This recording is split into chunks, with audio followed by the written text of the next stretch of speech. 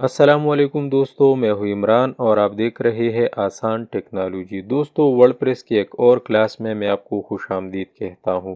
आज की वीडियो में हम बात करेंगे how to install WordPress on local host. ये वीडियो उन दोस्तों के लिए है जिन्होंने अभी तक अपना डोमेन नहीं ख़रीदा है, जिन्होंने अभी तक होस्टिंग नहीं ख़रीदी है, लेकिन वो वर्डप्रेस को सीखना चाहते हैं। तो किस तरह वो अपने कंप्यूटर पर यानी लोकल होस्ट पर वर्डप्रेस को इंस्टॉल करके सीख सकते हैं। एक मरतबा जब आपने कंप्लीट वर्डप्रेस को सीखा फिर उसके बाद जाके आप डोमेन ख़रीदे, होस्टिंग ख़रीदे और अपनी वेबसाइट को लाइव करें।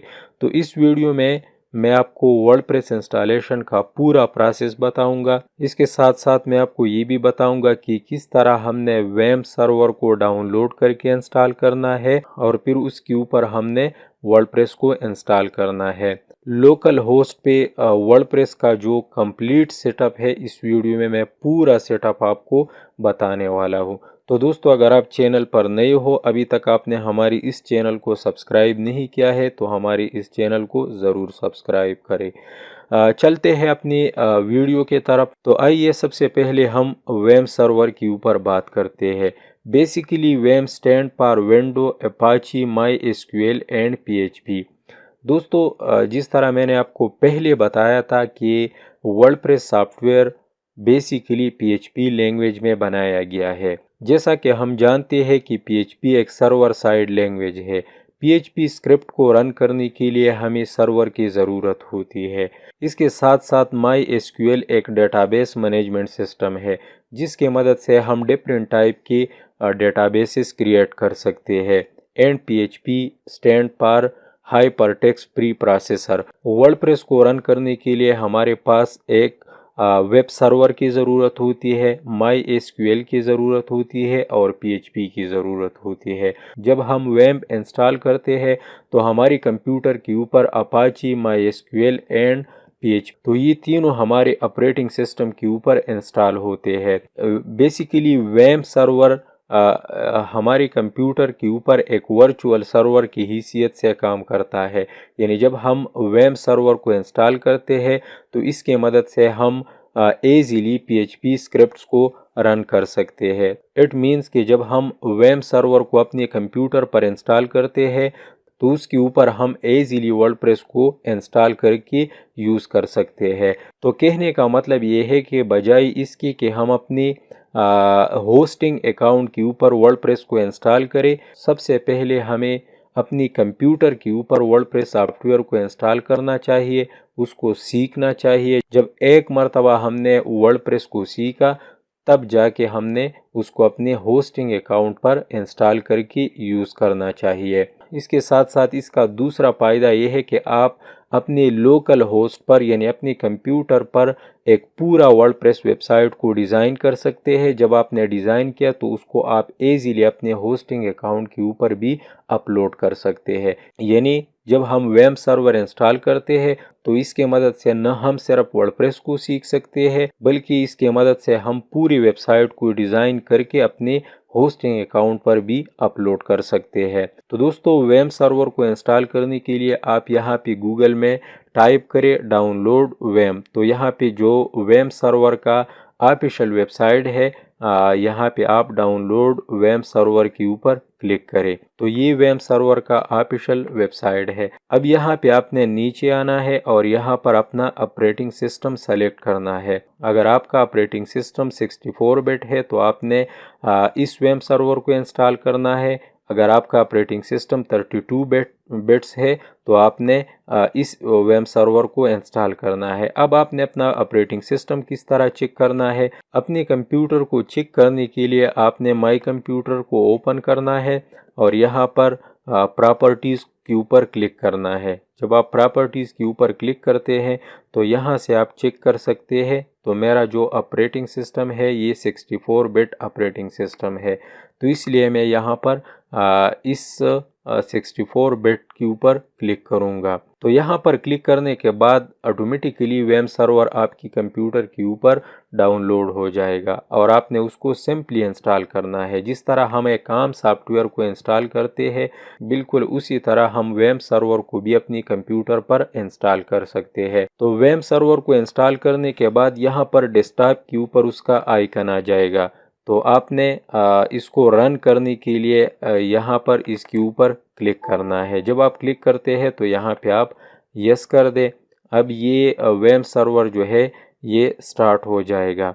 ठीक है, इसके लिए आपने थोड़ा सा वेट करना है ताकि वेम सर्वर की जितनी भी सर्विसेज है वो स्टार्ट हो जाए। जब आप वेम सर्वर को इंस्टॉल करते हैं तो आपकी सी ड्राइव में यहाँ पर एक फोल्डर बनता है वेम सर्वर के नाम से, तो आपने उसको चेक करना है।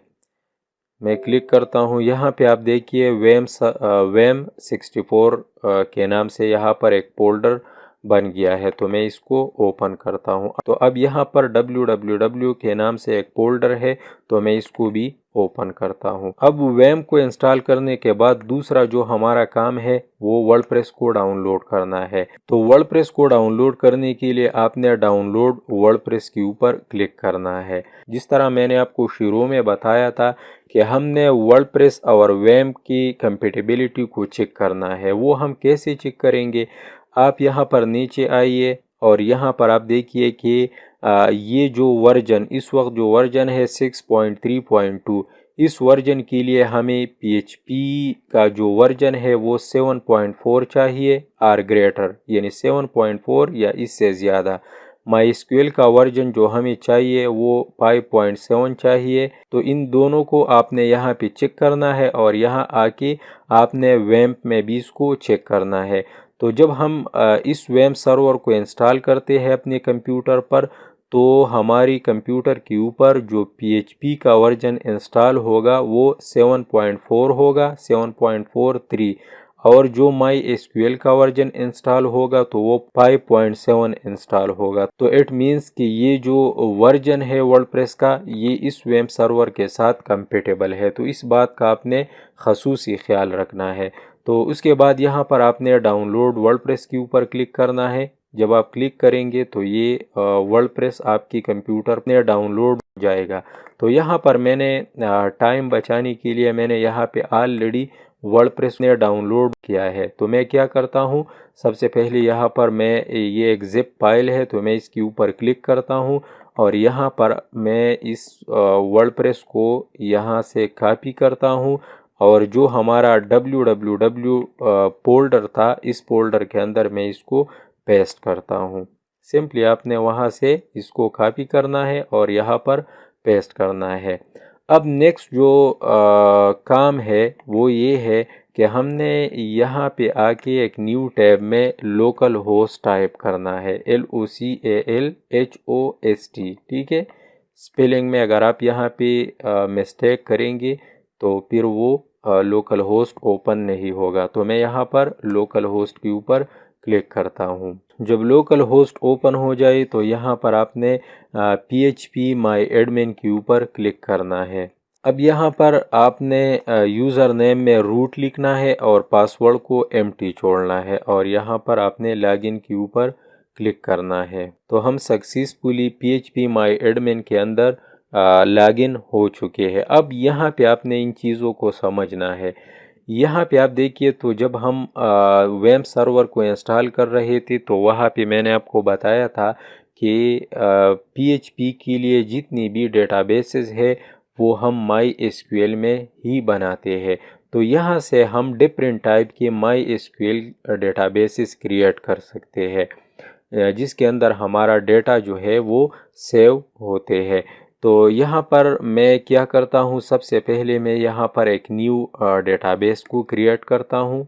डेटाबेस, तो मैंने डेटाबेसेस के ऊपर क्लिक करना है और यहाँ पर मैंने डेटाबेस नेम देना है। तो मैं यहाँ पर वर्डप्रेस नाम का एक डेटाबेस क्रिएट करता हूँ। तो मैंने यहाँ पे डेटाबेस का नाम लिखा यानी वर्डप्रेस और यहाँ पर मैं क्रिएट के ऊपर क्लिक करता हूँ।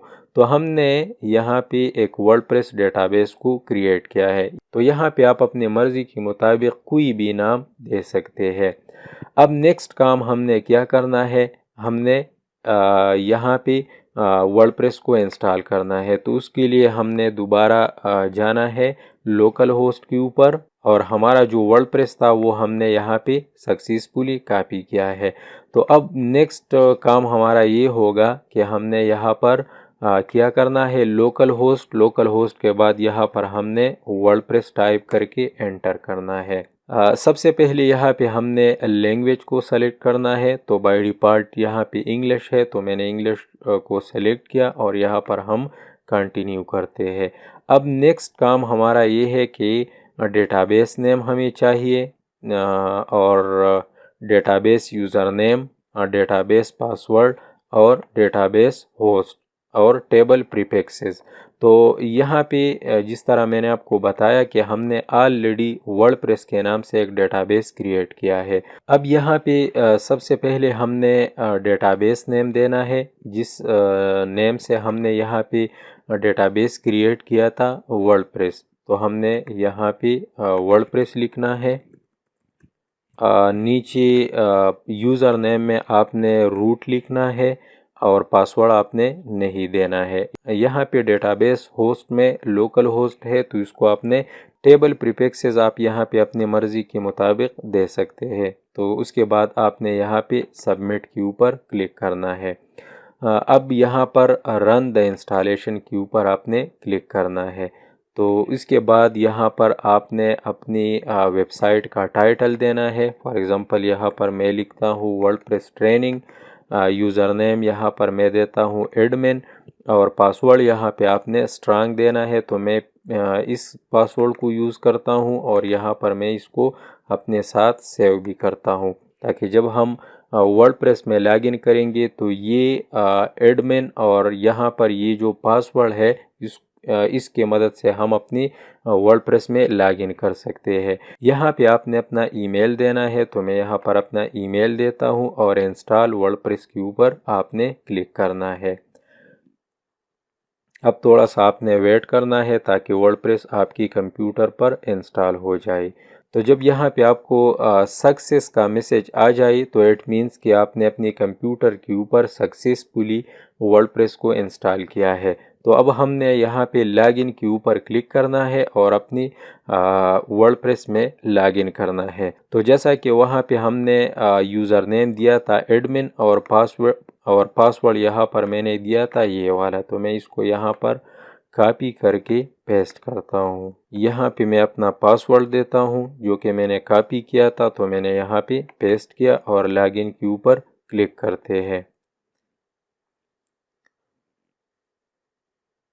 तो दोस्तों जैसा कि आप देख सकते हैं कि हमने अपनी कंप्यूटर पर सक्सेसफुली वर्डप्रेस को इंस्टॉल किया है। तो दोस्तों जब हम फर्स्ट टाइम लॉगिन करते हैं तो यहाँ पे आपको इस तरह का एक इंटरफेस मिलेगा। अब ये हमारी वर्डप्रेस वेबसाइट का बैकएंड है। अब यहाँ पर बैकएंड के मदद से हम अपनी वर्डप्रेस को फुली मैनेज कर सकते हैं, और ये हमारी वेबसाइट का फ्रंट एंड है, यानी हमारी व्यूअर्स को हमारा वेबसाइट किस तरह नज़र आएगा। तो ये बेसिकली हमारी वेबसाइट का फ्रंट एंड है। तो दोस्तों आज की वीडियो में हमने देखा कि किस तरह हम अपनी कंप्यूटर यानी लोकल होस्ट पर वर्डप्रेस को इंस्टॉल कर सकते हैं। अब नेक्स्ट वीडियो में मैं आपको बताऊंगा कि किस तरह आप अपने होस्टिंग अकाउंट के ऊपर वर्डप्रेस को इंस्टॉल कर सकते हैं। तो तब तक के लिए मुझे इजाज़त दीजिए। अल्लाह हाफिज़।